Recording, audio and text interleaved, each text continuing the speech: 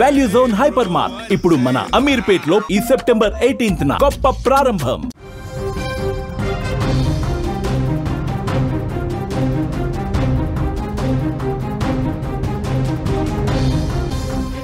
ధర్మస్థల శవాల కేసు కొత్త మలుపు తిరిగింది. తాజాగా 5 అస్థిపంజరాల్ని గుర్తించింది సిట్. ఇది కూడా బంగ్లాగుడ్డే అడవి ప్రాంతంలో ఈ 5 శవాలను గుర్తించి 5 శవాలను రికవరీ చేసింది. ఇప్పుడు కర్ణాటకలో సంచలనంగా మారుతోంది ధర్మస్థల శవాల కేసు.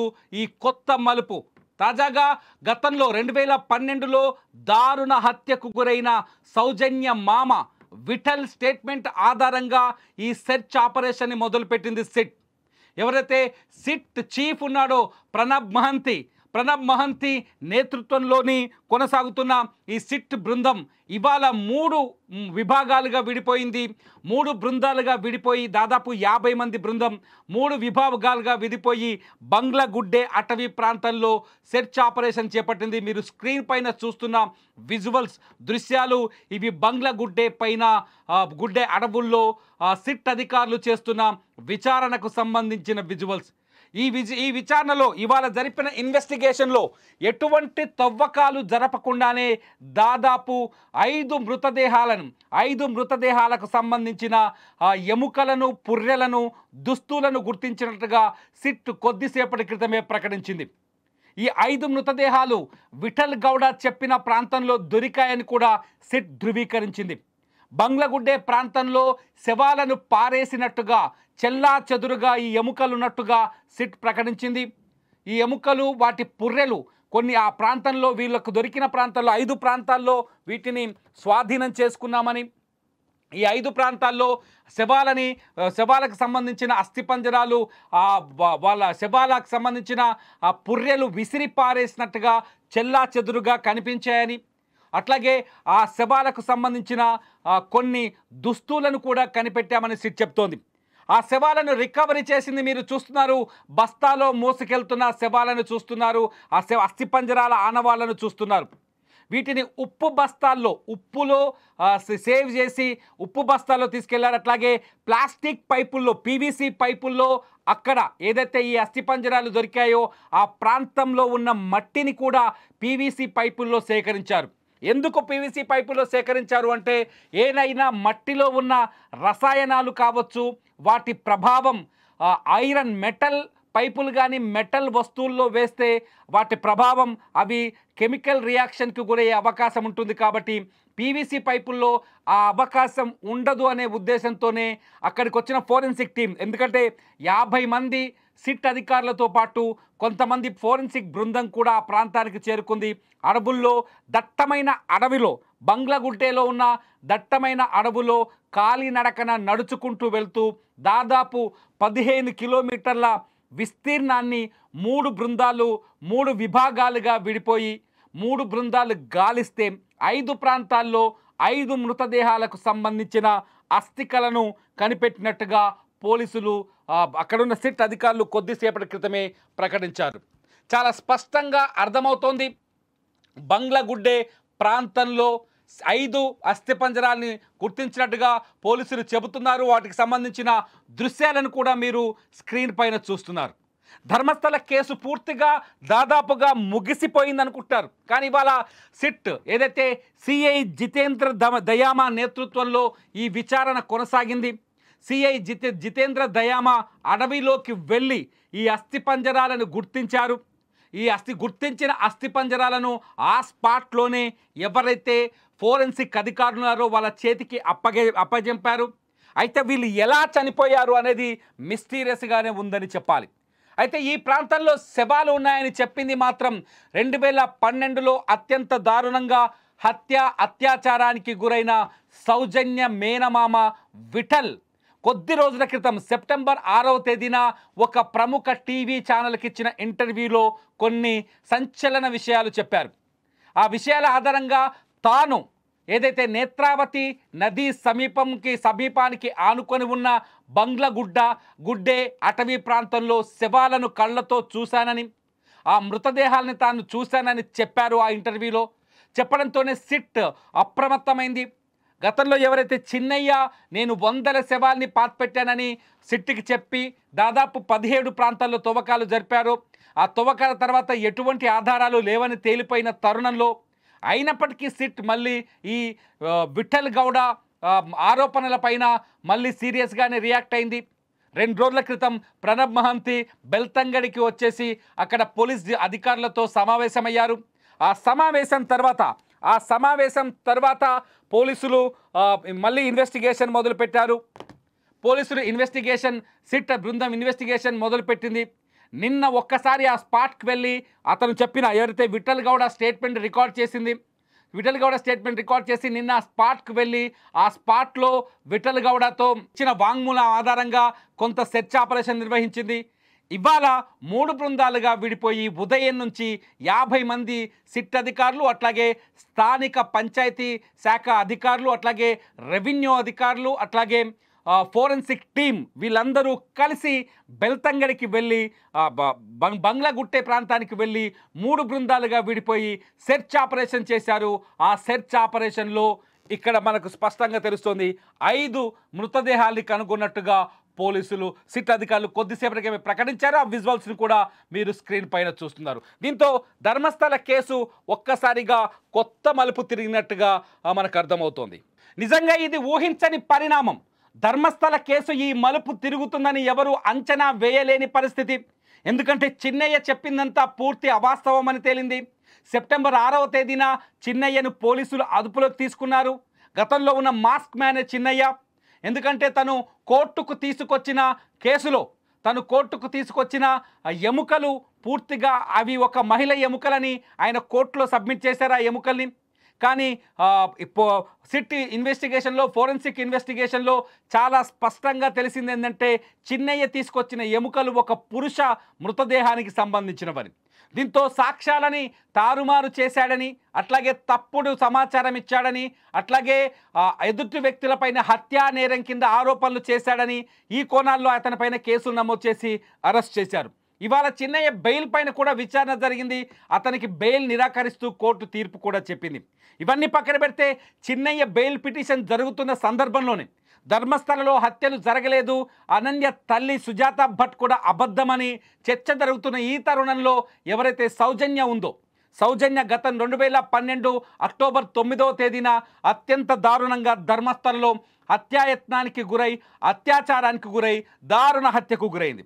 ఆ సౌజన్య మేనమామ విఠల్ కొద్ది రోజుల క్రితం చేసిన ఆరోపణల నేపథ్యంలో పోలీసులు సిట్ ఆ ఆరోపణల్ని సీరియస్గా తీసుకొని అతని స్టేట్మెంట్ని రికార్డ్ చేసుకొని మళ్ళీ ఏదైతే బంగ్లాగుడ్డే అటవీ ప్రాంతానికి వెళ్ళి ఆ అటవీ ప్రాంతంలో విచారణ చేపట్టింది.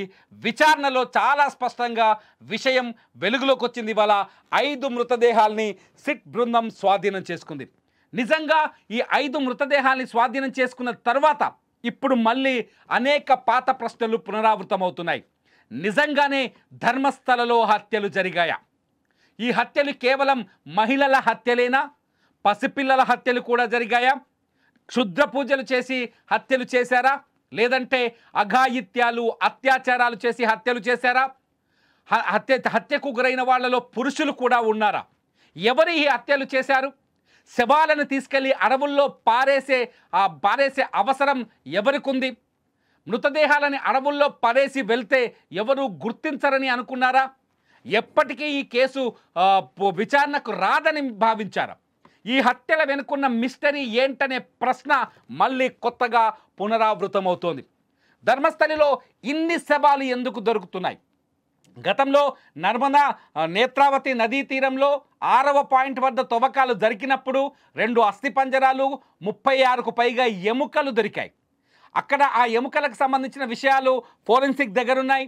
ఇంకా వాటి మిస్టరీ బయటకు రావాల్సి ఉంది. 11A స్పాట్లో కూడా ఒక మహిళ శవాన్ని స్వాధీనం చేసుకున్నట్టుగా సిట్ ప్రకటించింది, మనం చూసాం. ఆ తర్వాత 13వ స్పాట్లో తవ్వకాలు జరిపారు, ఎటువంటి డెడ్ బాడీ దొరకలేదు. ఇలా 17 చోట్ల చిన్నయ్య చెప్పినట్టుగా 17 చోట్ల తవ్వకాలు జరిపారు. ఎక్కడ ఒక్క చోట కూడా 11A దగ్గర తప్ప ఎక్కడ కూడా మృతదేహాల ఆచూకీ లభించలేదు. మళ్ళీ ఇప్పుడు విఠల్ గౌడ ఎవరైతే సౌజన్య మేనమామ ఉన్నాడో ఆయన చెప్పాడు, ఆయన ఇంటర్వ్యూలో చెప్పిన మాటలు ఇవాళ రుజువయ్యాయి, నిజమయ్యాయి, మృతదేహాలు కూడా దొరికాయి. అయితే ఈ మృతదేహాలు ఎక్కడివి, ఎక్కడి నుంచి తీసుకొచ్చి ఇక్కడ వేశారు, ఈ మృతదేహాలు అక్కడ పడి అడవిలో పడేసిపోవడానికి గల కారణాలేంటి? ధర్మస్థలి యాజమాన్యం కావచ్చు, ధర్మస్థలి గ్రామ ప్రజలు కావచ్చు, మొదటి నుంచి ఒక బలమైన వాదన వినిపిస్తున్నారు. ధర్మస్థలి అనేది దక్షిణ కాశీగా వర్ధిల్లుతోంది. చాలామంది తమ శేష జీవితాన్ని ధర్మస్థలిలో కొనసాగించి ఆ శివుడి నివాసమైన, ఆ మంజునాథుడి నివాసమైన ఆ స్థలంలోనే తమ తుది శ్వాస విడిచి అక్కడే మరణాన్ని పొందుతారని, ఆ మరణం ద్వారా తాము శివైక్యమవుతామనే నమ్మకంతో ఉంటారని ధర్మస్థలి ప్రజలు చెబుతున్నారు. అటువంటి అనాథర శవాలని చట్టం ప్రకారం, అట్లాగే ధర్మస్థలి ఆలయ నిబంధనల ప్రకారమే ఖననం చేస్తామని ఆ ధర్మస్థలి గ్రామ మాజీ సర్పంచ్ కూడా కొంత మీడియాతో మాట్లాడిన సందర్భాలు గతంలో ఉన్నాయి. ధర్మస్థల ప్రజలు కూడా ఈ విషయాలు ధృవీకరించారు. అంతేకాదు ఈ చిన్నయ్య చేసిన ఆరోపణలను తీవ్రంగా వ్యతిరేకించారు. ధర్మస్థలి ప్రజలు చెప్పినట్టుగానే చిన్నయ్య మాటలు పచ్చి అబద్ధాలని తేలిపోయాయి. అంతేకాదు నా కూతురు డాక్టర్ అనన్య కనిపించట్లేదు అంటూ వచ్చిన అనన్య తల్లిగా చెప్పుకున్న సుజాత భట్ పచ్చి అబద్ధమని, తను కొందరు వ్యక్తులు డబ్బులు ఇవ్వటం వల్లే ఆ పని చేశానని పోలీసుల ముందు అంగీకరించింది. ఇప్పుడు చట్టాన్ని ఎదుర్కొంటోంది. ఇన్ని పరిణామాల తర్వాత సౌజన్య కేసు మొదటి నుంచి ధర్మస్థలంలో అత్యంత ఎమోషనల్ పాయింట్. సౌజన్య కేసు, సౌజన్య 2012లో దారుణ హత్యకు గురైంది. కాలేజీకి వెళ్ళి తిరిగి వస్తూ అక్టోబర్ 9వ తేదీన రోడ్డు మార్గమధ్యంలో ఆమెని కొందరు వ్యక్తులు అట్టకాయించి అత్యంత దారుణంగా అత్యాచారం చేసి హత్య చేసి ఆ శవాన్ని నేత్రావతి నదీ తీరంలో ఒక తాడుకు కట్టి వదిలేసి వెళ్ళారు. అది పూర్తిస్థాయి కక్షపూరితమైన హత్య.